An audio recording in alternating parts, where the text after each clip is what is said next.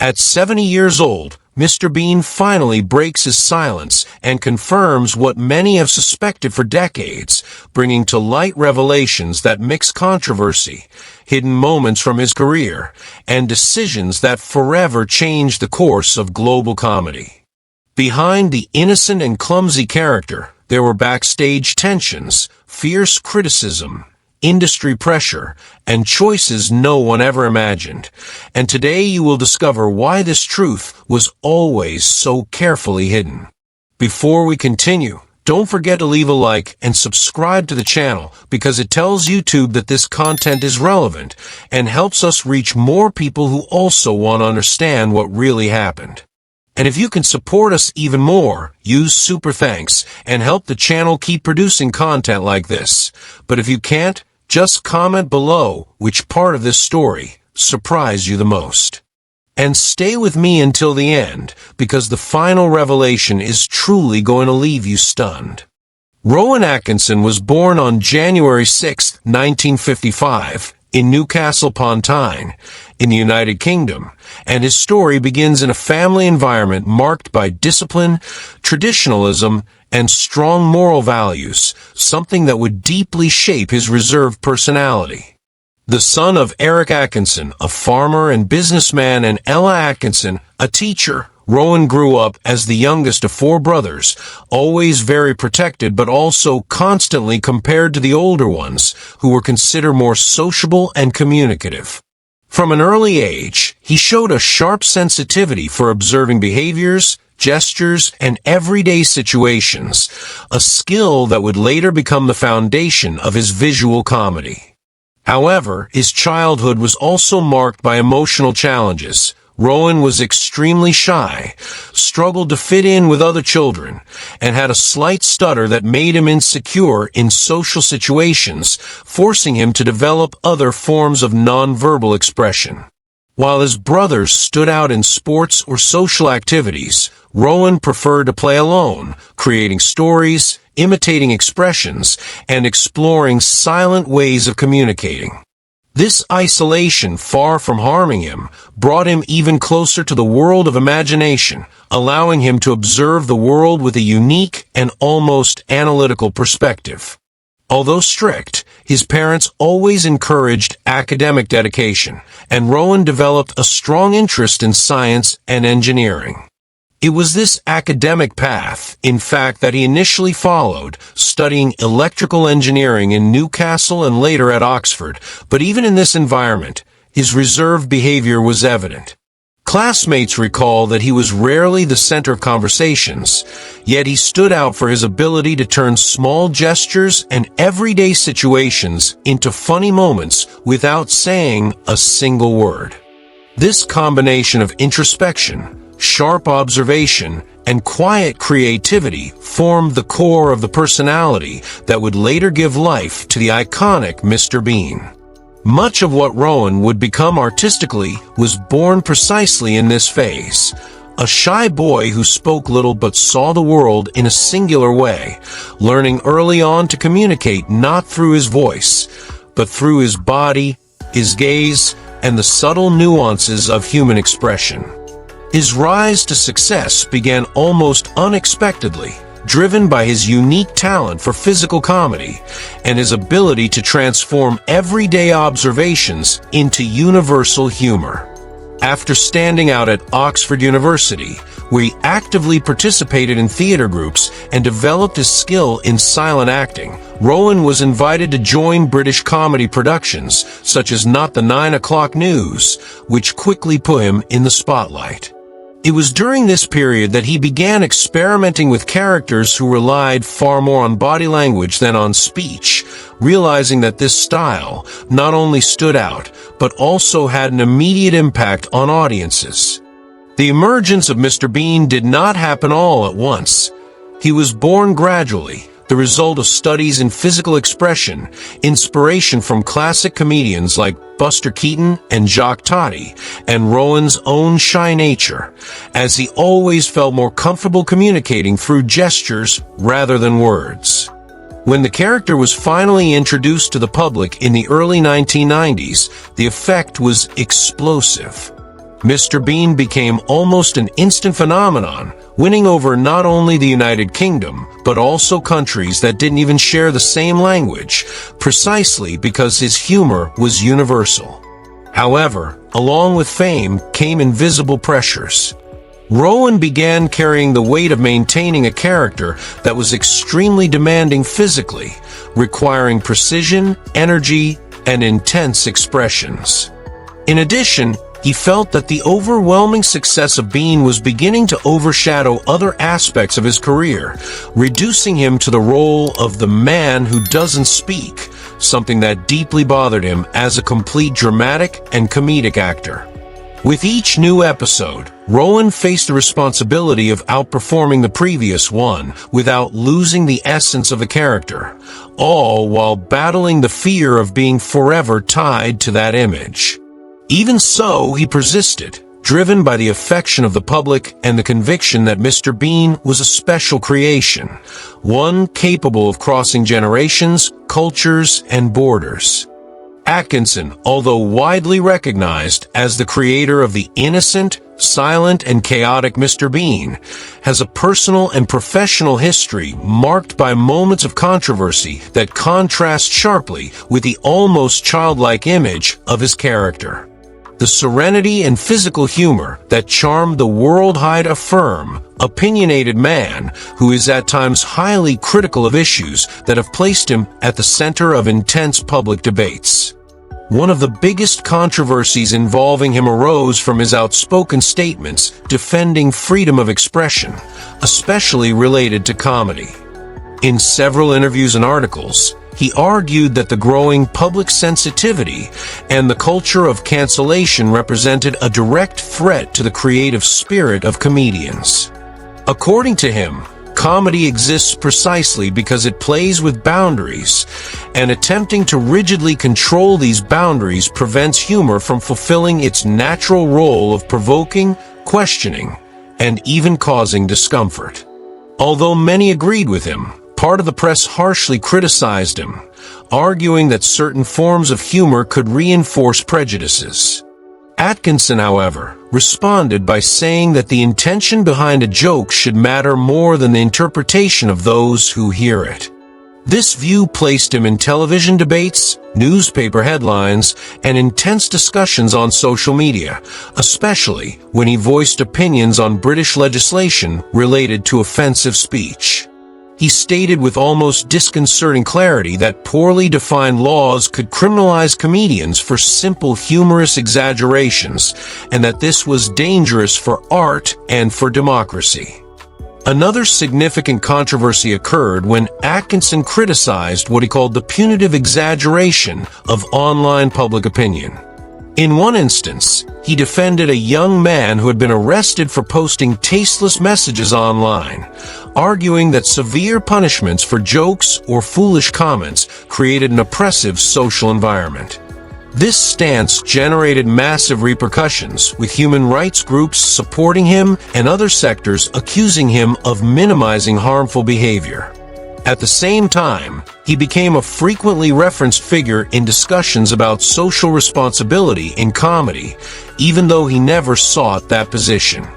Beyond political and cultural controversies, Atkinson's personal life also became the target of controversial commentary. His divorce, after more than 2 decades of marriage, received disproportionate attention in the British media. Many tabloids portrayed him as insensitive due to how quickly he entered a new relationship. Atkinson, who has always valued privacy, found himself surrounded by criticism he considered unfair and invasive. He rarely responded directly, but close friends said this was one of the most uncomfortable periods of his adult life, precisely because he never enjoyed public exposure and did not see himself as someone whose life should serve as public entertainment. The aggressive tabloid approach left him deeply frustrated, and he stated in interviews that the press often crosses ethical boundaries simply to profit from scandals built on distorted versions of reality. Another topic that generated debate was his relationship with luxury cars and his participation in automotive events. Atkinson, passionate about cars since youth, has been involved in 2 accidents that received major coverage. The most famous occurred in 2011 when he lost control of a McLaren F1, one of the rarest and most valuable cars in the world, and crashed violently. The media exploited the episode heavily, with many suggesting he was reckless. Rowan countered by stating that accidents happen even to experienced drivers and that he always respected traffic and safety rules. However, some outlets sensationalized the incident, suggesting irresponsible behavior he denied repeatedly. There were also debates related to Mr. Bean himself. Despite the character being globally beloved, some scenes from older episodes were re-evaluated over time. Critics argued that certain jokes might be considered insensitive by today's standards. When questioned, Atkinson responded that the content reflected its time and that humor should be analyzed within its historical context. He reinforced that he never intended to ridicule groups or promote stereotypes, and that the character's essence was always innocence, not malice. Even so, the discussions generated headlines and divided opinions, especially because Mr. Bean, being extremely popular, is constantly revisited and reinterpreted by new generations. The invisible pressure of fame also led to controversial situations involving his privacy. There were episodes in which paparazzi followed him so obsessively that friends reported his growing discomfort. He has always disliked candid photographs and public appearances outside professional settings. In more than one interview, he emphasized how invasive he finds the way celebrities are often treated as public property. Although Atkinson rarely shows irritation, it became clear in some statements that media harassment deeply bothered him. Over the years, Rowan Atkinson also became involved in debates about representation in comedy. Not because he sought controversy, but because people often interpreted his silence as detachment. He explained that his comedic style has always been based on absurdity, body language, and exaggerated caricature, not on verbal jokes that could target individuals. Even so, some people suggested his humor was old-fashioned or outdated. Atkinson responded calmly, saying that humor changes over time, but valuing only modern styles is disrespectful to the history of physical comedy that influenced generations. His position, although balanced, was interpreted by some as resistance to social evolution, something he consistently denied, asserting that comedy has room for all styles without one needing to invalidate another. Atkinson has always had a unique, profound, and at the same time conflicted relationship with Mr. Bean, the character that turned him into a global icon. Although Mr. Bean is recognized as one of the most original and influential creations of modern visual comedy, the impact that this character had on Atkinson's personal life, career, and even emotional well-being was far more complex than most people imagine. To understand how he developed such an ambiguous relationship with his own creation, one must look at the creative crises, internal and external pressures, private reflections, and the weight that Bean's massive success placed on his shoulders over the decades. When Rowan created Mr. Bean during his years at Oxford, the idea began as an exercise in physical humor, inspired by silent and expressive figures like Jacques Tati and Buster Keaton. At that moment, the character did not represent an emotional or professional commitment. He was merely a natural extension of Rowan's ability to communicate complex emotions without saying a word. However, with the colossal success following the show's debut, the character began to take on unexpected proportions, becoming a global phenomenon that crossed cultural, linguistic, and generational boundaries. This meteoric rise brought joy, pride, and at the same time a responsibility he never expected to face.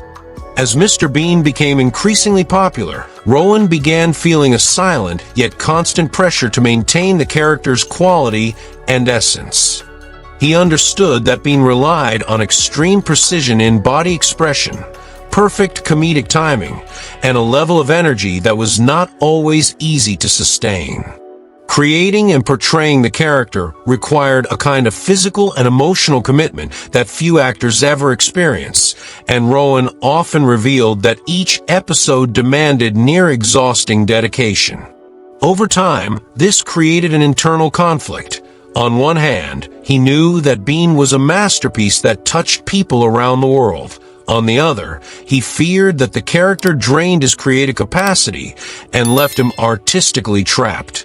One of Rowan's deepest reflections, shared in interviews, concerns the difficulty of aging while being responsible for such an energetic and visually demanding character.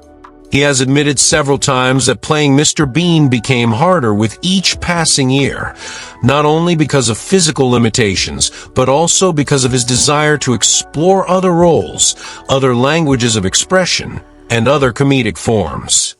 However, every time he tried to step away, the world insisted on bringing him back to the comedic figure everyone adored, as if Atkinson and Bean were inseparable.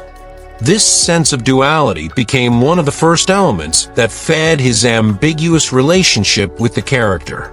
In addition, Rowan faced creative crises when he realized that many fans and even television directors seemed to see only Mr. Bean when they looked at him. The actor, who has a solid background in intelligent comedy, political satire, and sophisticated verbal humor, wanted other parts of his career to be appreciated. While some of his work, such as Blackadder, was acclaimed by critics and fans, the gigantic shadow of Mr. Bean always hung over any new project, creating a sense of limitation that bothered him. He has mentioned that it was challenging to find projects that did not attempt to mold him into the Bean type, even when he explicitly wished to take different paths.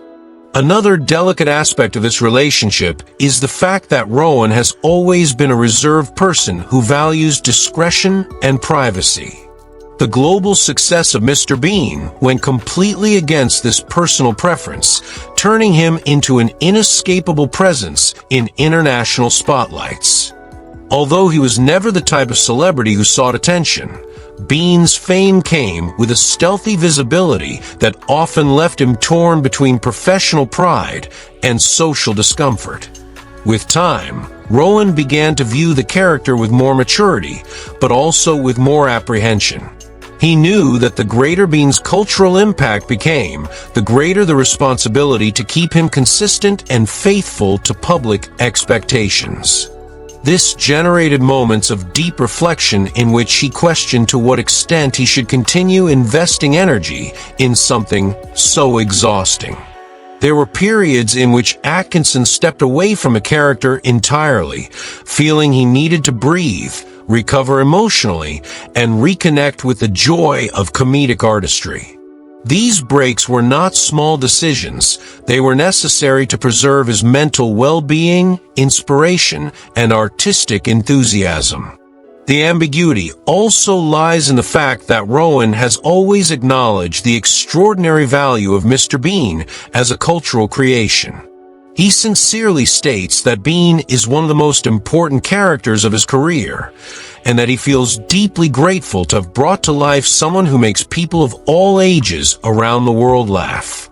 Even so, this gratitude coexists with a difficult-to-describe emotional weight, the feeling that creating something so big means, in a way, losing control over it, since Bean has become a cultural asset, not merely a personal character. There were also moments of tension when Rowan publicly expressed his difficulty in continuing to play Bean as he aged. He revealed that he feels insecure imagining the character growing older, especially because part of Bean's humor depends on youthful innocence and childlike energy. Playing Bean at an advanced age made him reflect on identity, authenticity, and narrative coherence. This led to many internal conversations about how long it would be worthwhile to keep the character alive, and when might be the right moment to perhaps let him rest. Despite these conflicts, crises, and doubts, Rowan Atkinson never emotionally severed himself from Mr. Bean. On the contrary, he developed a deep understanding of the character's importance in his trajectory and how this relationship, though difficult at times, contributed to his personal and professional growth. His personal life has always been marked by a combination of extreme discretion, strong emotional bonds, and difficult moments that, although rarely exposed by him, deeply shaped his views on fame, privacy, and relationships.